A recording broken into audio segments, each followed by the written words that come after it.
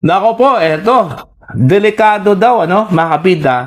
Posible daw madeklarang null and void. Okay? Ito pong impeachment trial ni Vice President Sara Duterte, Dahil lang po sa isang pagkakamali po, mga kabida, ng impeachment court. Okay? Nang dinesignate po nila ito kung si Senator Chis Escudero bilang presiding officer po, mga kabida. Sa halip na ang Senate President sana ang magpre-preside. Alright? Nilabag daw dito ang provision po ng ating saligang batas, mga kabida.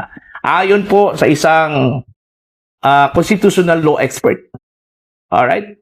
Eto, babasahin ko muna ito hong article ng The Manila Times, Okay? Delikado po talaga, mga kabida. The designation of Senator Francis Escudero as the presiding officer in the impeachment trial of Vice President Sara Duterte runs counter to the intent of the framers of the Constitution and puts the ongoing proceedings at risk of being declared void, an international law expert said Monday. Okay? International law consultant Melissa Loha said the records of the 1986 Constitutional Commission shows that the framers intended the Senate President to preside over all impeachment trials except those involving the President, although that is not explicitly stated in the Constitution. Okay? Ang ibig sabihin po, mga kabida, although hindi po malinaw, hindi po explicit na sinabi po doon sa Constitution na ang Senate President po ang magpre-preside sa lahat ng mga impeachment trials po, mga kabida, outside the President. Pero nilinaw po doon sa pag-uusap ng mga framers ng Constitution, doon sa Constitutional Commission po, mga kabida. Alright?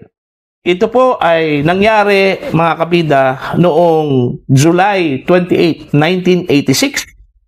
Kung saan po, nagkaroon po ng exchange o pag-uusap po, ito hong si dating COMELEC chairman, Christian Monsod, na isa hong framer din, ng Constitution po natin, at ito hong si dating Chief Justice Hilario Davide, na isa ring framer ng ating 1987 Constitution, mga kabida, po.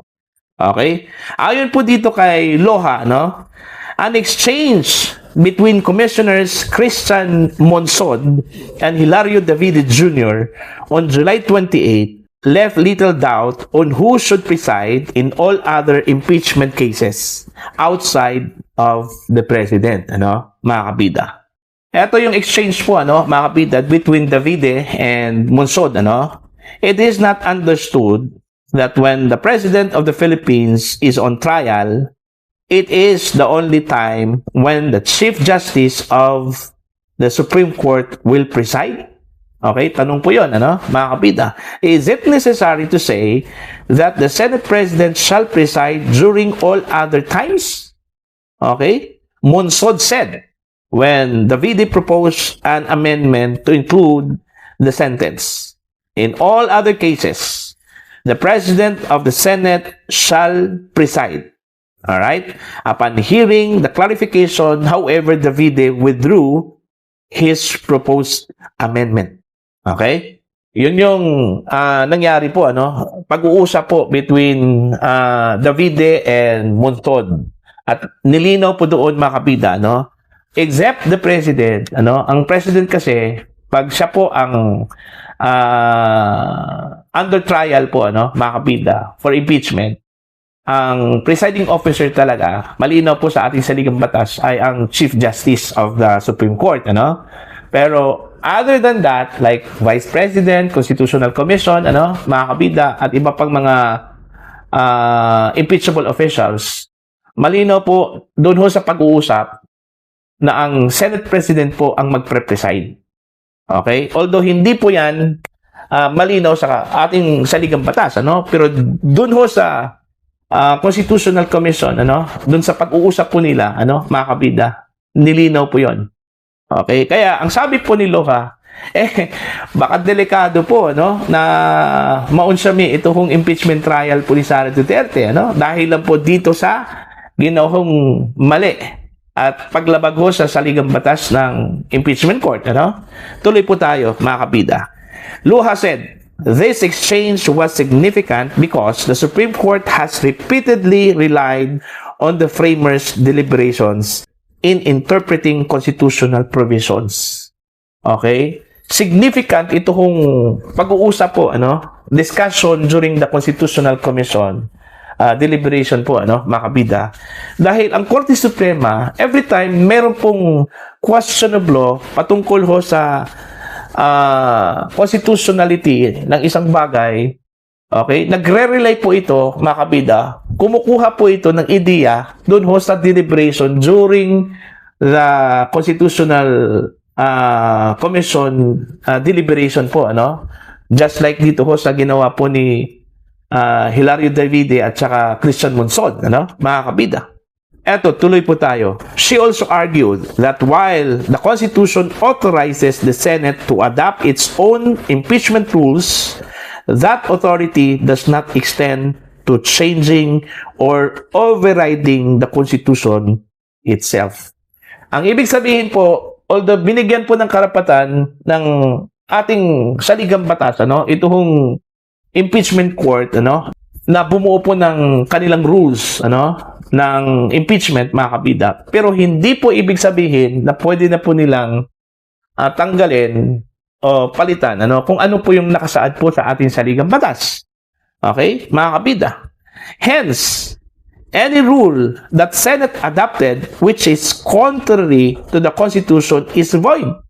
Okay? Just like itong ginawa po nila, mga kabida, no? Kay Senator Cheese.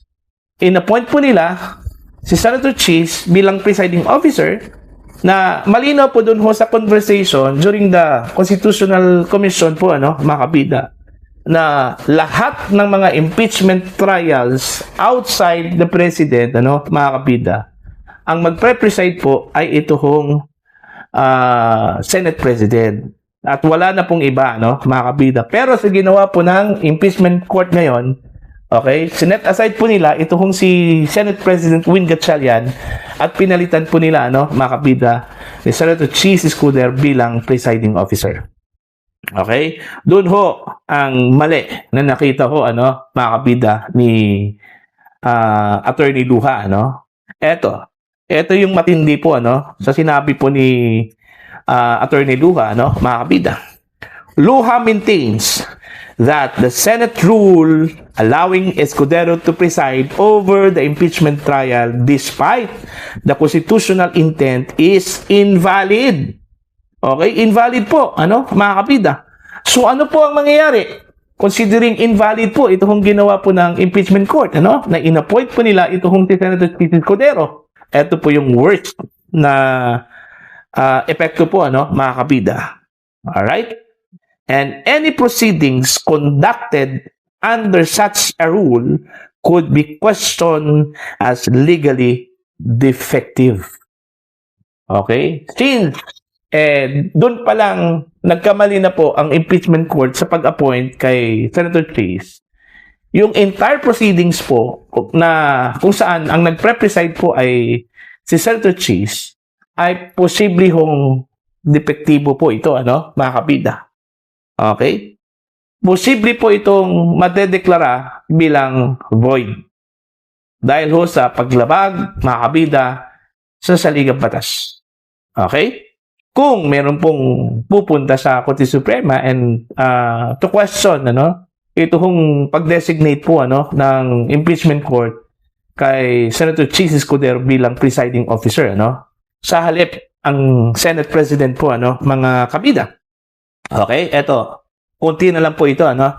She said, the presiding officer exercises critical powers during the trial, including issuing rulings on objections and procedural matters, and that if the officer's authority is unconstitutional, those rulings would be void ab initio or from the beginning, ano, mga kabida.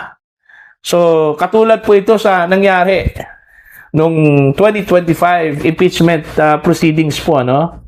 Okay? Yung impeachment complaints na isinampa po mga kabida ng House of Representatives laban ho kay Vice President Sara Duterte. Dineklara po ito ng Korte Suprema na ab initio. Okay? Ito hong impeachment complaint, ano? Yung unang impeachment complaint against the Vice President, ano? Mga kabida. Luha warned that the Senate majority faces the risk of having the impeachment trial invalidated if it continues under what she describes as an unconstitutional rule governing the presiding officer. Ayon. So, malinaw po dun ho sa legal opinion po, ano, mga kabida, ni Attorney Melissa Luha, isa hong constitutional law expert, na meron pong nilabag na provision po, ano, ng ating saligang batas, ito hong impeachment court. Okay? Particular na po, ito hong pagkakatalaga po, mga kabida, kay Senator Chis Escudero bilang presiding officer po, ano, sa impeachment trial ni Vice President Sara Duterte. Okay? So, ano na po ang mangyayari ho dito? Okay? Mga kabida, right from the very beginning pala, mali na. Okay? Tama po si Senator Alan Peter Cayetano, ano, nung ni-raise po niya itong issue po ng pag-appoint po, ano, ng bagong presiding officer in the person of Senator Chis Escudero, ano. Okay, kaso lang po, hindi ho pinakinggan po, ano, mga kabida, ng presiding officer during that time na si Senator Wing Gatchalian, ito hong objection po, ano, ni Senator Alan Peter Cayetano. Kasi nakinig kasi siya, mga kabida, sa boses po ng majority, ano, diyan po sa Senado po, ano, o sa impeachment court. Okay? Mga kabida, ano po. Nung nagkaroon po ng botohan, 12 against 8. Diba? So, talo talaga, no? Kahit na po tumayo itong si Cayetano at inobject po niya yung botohan po para sa pagiging presiding officer, talo pa rin ito, ano, mga kabida. Pero at least, nagbabala na po ito. Okay? Meron na pong babala ito kung si Senator Alan Peter Cayetano na kapag gagawin po ito, ano, mga kabida, baka mag-backfire po ito, ano po, no? Sa impeachment court. Okay? Considering sa ngayon po, mga kabida, meron pa pong pending na petisyon ito kung si Senator Alan Peter Cayetano sa Korte Suprema, ano? Ito po'y patungkol ho, mga kabida, sa nangyari hong takeover, no? Senate takeover noong June 3, 2026. Kung saan po, mga kabida, i-question po ni Senator Cayetano yung validity po ng session dahil hindi po, o wala ho sila sa quorum, ano, mga kabida.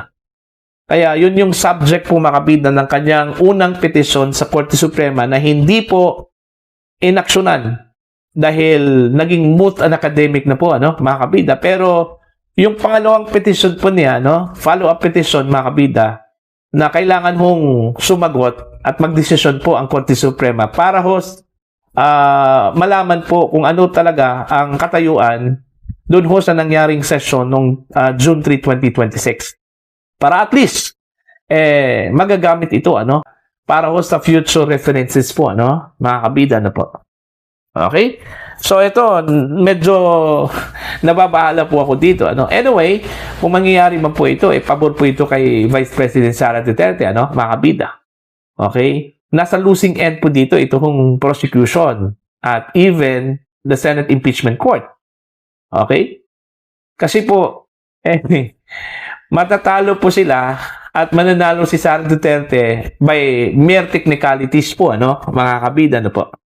Okay, kaya nga, baka napakasakit po siguro, ano, sa panig po ng prosecution kung pahabain pa po ito, okay, itong impeachment trial, lalong-lalo na po kung parating na po doon sa ending, ano, at saka po meron pong magpetisyon sa Korte Suprema at eventually magde-decide po ang Korte Suprema at yung decision po declaring the entire proceedings as invalid because of the mistake at yung paglabag ho sa saligang batas, ano, ng inappoint po, mga kabida, ng impeachment court, ito hong si Senator Chis Escudero bilang presiding officer outside dun ho sa Senate President po, mga kabida, na dapat po ang magpre-preside dahil yun po yung nakasulat po sa ating saligang batas, mga kabida.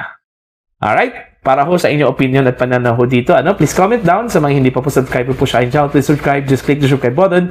Click the notification bell, click all para updated po kayo mga kabida sa aking mga uploads. Maraming salamat po sa inyo lahat.